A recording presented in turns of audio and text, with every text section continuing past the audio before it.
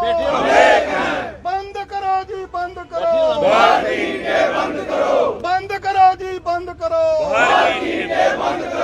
बंद करो जी, बंद करो, ईंट माफिया बंद करो, बंद करो। क्या इसको तानाशाही कह सकते हैं? ये लोग जो बैठे हैं ब्रिक लिन ओनर हैं। सरल भाषा में कहूं, इन लोगों के ईंट के भट्ठे हैं और लंबे समय से ये यहाँ पे व्यापार कर रहे हैं जम्मू कश्मीर में। अब सवाल ये है कि मैंने कैप्शन में ये दिया है, क्या इसको तानाशाही कह सकते हैं? एक्ट ये कहता है कि आप जो वैलिड लाइसेंस होल्डर हैं वही पंजाब से ईंट यहाँ पे ला सकते हैं। क्या ऐसा ही हो रहा है? और अगर ऐसा नहीं हो रहा, कुछ और लोग भी ला रहे हैं, क्या प्रशासन इससे अनजान है या प्रशासन सब कुछ जानता है? क्योंकि कई बार ये लोग प्रशासन से मिल चुके हैं, डिवकॉम ऑफिस में जाकर बड़े ऑफिसरों से मिल चुके हैं। इनको हर बार एश्योर किया गया, एक्ट को समझते हैं हम, लेकिन फिर भी आंख मूंद दी जाती है।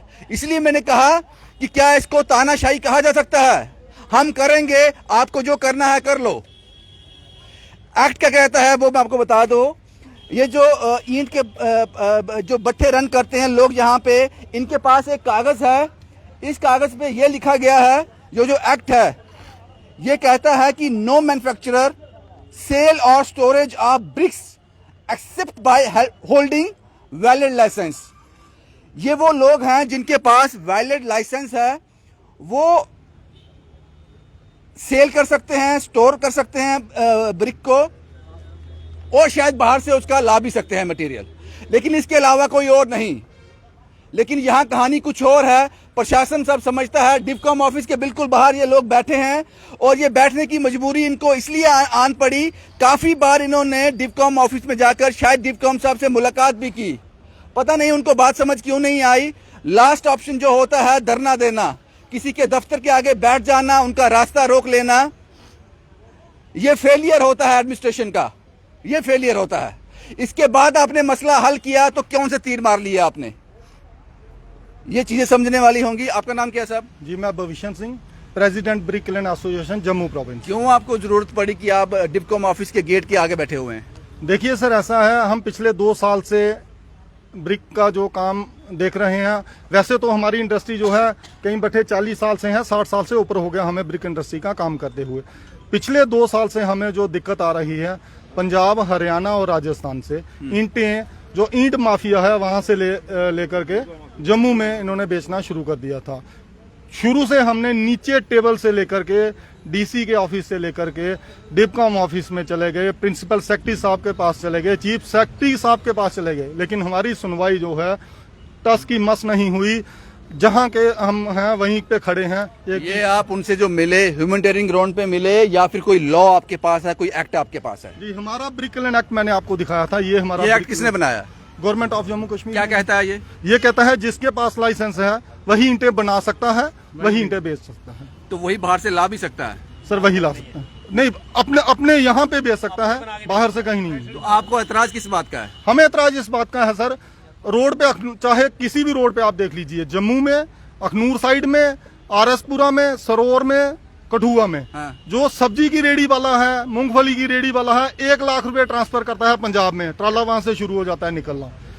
रात भर में सुबह होने तक 100 से 150 ट्राला जो है क्रॉस किया जाता है। 50 से 70 लाख ईंटें विदाउट लाइसेंस ये बेच रहे हैं। यानी कि ये इस एक्ट के अगेंस्ट जा रहे हैं। बिल्कुल। तो आपने इसकी सूचना जो थी डिवकॉम साहब को दी आज इससे पहले? जी बिल्कुल जी, मैं 4 दिन पहले डिवकॉम साहब से मिला था, चीफ सेक्रेटरी साहब से भी मिले थे। उन्होंने बोला डिवकॉम साहब को कि इनकी बात सुनिए और बाहर से जो इम्पोर्ट हो रही है ईंटें उनको बंद कीजिए। उन्होंने ये माना कि जो बाहर से इम्पोर्ट हो रही है टोटली इलीगल है? जी बिल्कुल माना जी। उन्होंने उसके बाद क्या? ये प्रिंसिपल सेक्रेटरी साहब की बात कर रहा हूँ। उन्होंने फोन किया द्विवेदी साहब ने साहब को, डिवकॉम साहब को। उसके तुरंत थोड़े दिनों बाद हमने 8 दिन पहले ही इनसे मिले हैं आकर के। इन्होंने हमें आश्वस्त किया कि ठीक है, आपकी बात, हमने रिप्रेजेंटेशन रिटर्न में दिया है। इन्होंने कहा कि आपकी बात सुनी जाएगी, आपकी बात हम एडमिनिस्ट्रेशन ऊपर तक भी पहुंचाएंगे। साहब से भी बात करेंगे, एलजी साहब से भी डिस्कस करेंगे, इसको बंद करेंगे। हमने कहा ठीक है साहब। दूसरे दिन इस पे एक्शन हुआ। तो बोले बिल्कुल, दूसरे दिन इस पे एक्शन हो गया जी। दूसरे दिन ईंटें बंद हो गई जी। हम भी खुश हो गए कि हमारी कोई सुनवाई हुई है। लेकिन दूसरे ही दिन फिर से हमें डिपकॉम ऑफिस से फोन आता है कि हमने कोई पेपर सबमिट करने थे, यहाँ पे कुछ इन्फॉर्मेशन इनसे शेयर करनी थी रिटर्न में। हम वो लिख के यहाँ पे लेके आए। जो हमारा ईंट माफिया है वो हमसे पहले यहाँ से 15 से 20 लोग यहाँ पे डिपकॉम ऑफिस में बैठे हुए थे जी।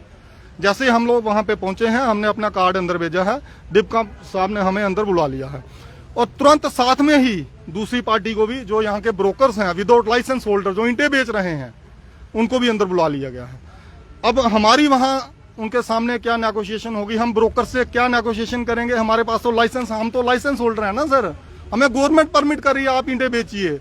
वो लोग कहते हैं ये भट्ठे वाले चोर हैं, इनकी ईंटें अच्छी नहीं है। सर हमने जम्मू स्टैब्लिश किया है पिछले 60 सालों से। अगर जम्मू बना है हमारी ईंटों से बना है, ना कि पंजाब की। अगर हम उनकी बात हम एक मिनट के लिए मान भी लेते हैं कि आपकी ईंटें कमजोर हैं, तो फिर आप जो भी काम करना है लॉ के अंडर ही करना है ना, लॉ के अंडर। तो ये बात ऑफिसर को समझ नहीं आती कि अगर कोई चीज गलत हो रही है तो उसको इलीगल वे में किया जाए।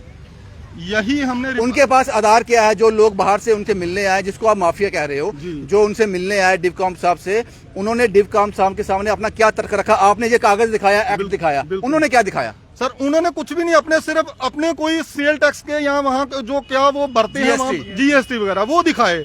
हम उनको कह रहे थे सर अपना आप लाइसेंस दिखा दो ना, आप लाइसेंस होल्डर हैं, या फिर गवर्नमेंट ने आपको कोई परमिशन दी है वो दिखा दीजिए। ये सवाल पूछने वाले आप कौन होते हैं? ये सवाल डिवकॉम ने उनसे नहीं पूछा? जी बिल्कुल, हम लोग बैठे थे, डिवकॉम साहब ने ही हमें इजाजत दी कि आप लोग आपस में डिस्कस कर लीजिए। सर हम उनसे क्या डिस्कस करेंगे जिनके पास लाइसेंस ही नहीं है, जो माफिया है, उनसे डिस्कस करेंगे या कि एडमिनिस्ट्रेशन से डिस्कस करने आए थे हम लोग? एडमिनिस्ट्रेशन क्यों आपको ऐसा उनको क्यों बुला रही है, यहाँ पर बात कर रही है? सीधा उनसे बोले अगर आपके पास लाइसेंस है तो आप काम कीजिए, जो कानून कहता है। तो ये बार्गेनिंग क्यों? बिल्कुल सर, यही बात तो हम बोलने गए थे। और बड़ी हैरानी की बात आपको बता दूं, हम लोग वहां से वापस आते हैं, साहब बोलते हैं जाइए हम बात करेंगे। हमने बोला ठीक है जी। वो पार्टी वहीं बैठी रहती है। उसके तुरंत बाद रात को एक्शन होता है सर। 123 ट्रॉलर्स लखनपुर से रिलीज किए जाते हैं। उसके साथ साथ पीछे और ट्रॉले जो खड़े थे वो आए। एक ही रात में 55 से 75 लाख ईंट जो है जम्मू में आ गई और हम लोग रोड पे आ गए। आज आपके सामने है। आज फिर मिलने जा रहे हो डिवकॉम साहब से? अभी हमने अंदर से मैसेज आया था, डिवकॉम साहब यहाँ पे हैं नहीं, और तहसीलदार साहब आए थे, उनके जगह पे जो अभी इंचार्ज हैं उनसे बात करने के लिए बुलाया गया है। अभी जाएंगे, बात करेंगे। एक और बात आपको बता दूं सर, हमारा एक्ट तो कहता ही है ये पंजाब ब्रिकलिन एक्ट है। अगर सर हमारे लोकल लोग पंजाब में जाके विदाउट लाइसेंस ईंटें बेचेंगे, क्या वो लोग अलाउ करेंगे? क्या हमें वहां पे ईंटें बेचने दी जाएंगी? आप सही कह रहे हो। अब मेरा सवाल जो है प्रशासन से है वो ये है, या तो आप दो डिसीजन लीजिए। जब उन लोगों को कह दीजिए कि आप ईंटें बेच सकते हो, सभी ईंटें बेच सकते हैं, किसी को कोई रिस्ट्रिक्शन नहीं है, या अभी के अभी इस एक्ट को कैंसिल कर दीजिए, इसको वैलिड ना माना जाए। मुझे जो समझ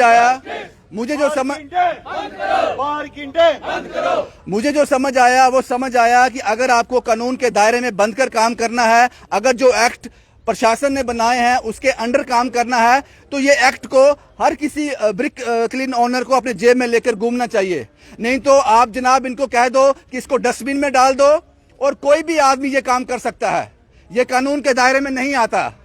ये बात मुझे बड़ी अजीब लगी। अगर जो दूसरा जिनको ये माफिया कह रहे हैं, अगर वो मुझसे बात करने की कोशिश करेंगे, मैं उनसे भी बात करूंगा, पूछूंगा कि आपका तर्क क्या है। इनका तर्क ये है कि हमारे पास एक्ट है, हम कानून के तहत काम कर रहे हैं, जो प्रशासन ने बनाया है, जम्मू कश्मीर यूटी गवर्नमेंट ने बनाया है, भारत सरकार ने बनाया है।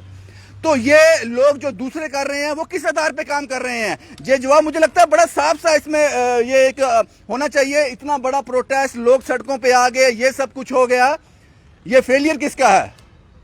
और इस एक्ट को आज ही खत्म कर दीजिए जनाब, ये धरना उठ जाएगा यहां से, लोगों में रोजगार भी बढ़ेगा। इस एक्ट को खत्म कर दीजिए। अगर एक तरफ से आपने ये बंदिश लगा रखी है, दूसरी तरफ से इस तरह के काम हो रहे हैं, तो मैं इसको सिर्फ तानाशाही कहूंगा। शुभम कुमार के साथ Ravinder Singh, the state sentinel के लिए।